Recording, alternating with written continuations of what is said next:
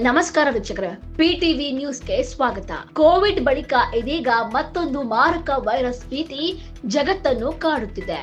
ಆಫ್ರಿಕಾದ ಹಲವು ರಾಷ್ಟ್ರಗಳಲ್ಲಿ ಎಬೋಲಾ ವೈರಸ್ ಪ್ರಕರಣಗಳು ಹೆಚ್ಚಾಗುತ್ತಿರುವ ಹಿನ್ನೆಲೆ ಭಾರತದಲ್ಲೂ ಕಟ್ಟೆಚ್ಚರ ವಹಿಸಲು ಕೇಂದ್ರ ಸರ್ಕಾರ ಸೂಚನೆ ನೀಡಿದೆ.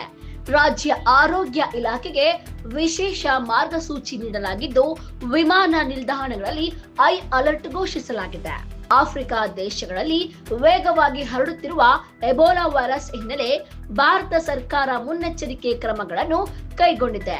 ರಾಷ್ಟ್ರ ರಾಜಧಾನಿ ನವದೆಹಲಿಯ ಅಂತಾರಾಷ್ಟ್ರೀಯ ವಿಮಾನ ನಿಲ್ದಾಣದಲ್ಲಿ ವಿಶೇಷ ತಪಾಸಣೆ ಆರಂಭವಾಗಿದ್ದು, ಹೈ ರಿಸ್ಕ್ ದೇಶಗಳಿಂದ ಬರುವ ಪ್ರಯಾಣಿಕರ ಮೇಲೆ ನಿಗಾ ವಹಿಸಲಾಗಿದೆ.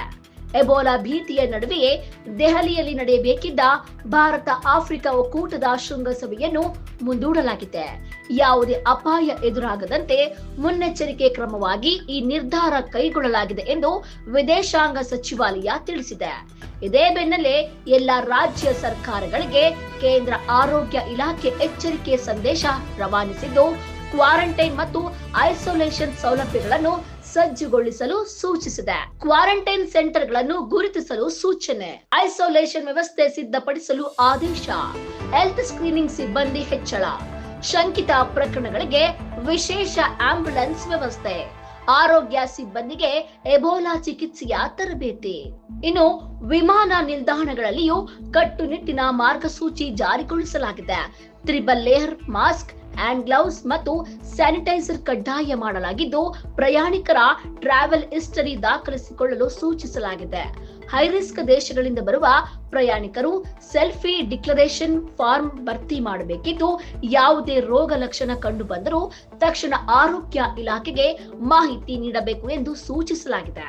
ಪ್ರತ್ಯೇಕ ಕೊಠಡಿಯಲ್ಲಿ ಐಸೋಲೇಷನ್ ಪಿಪಿಇ ಕಿಟ್ ಕಡ್ಡಾಯ.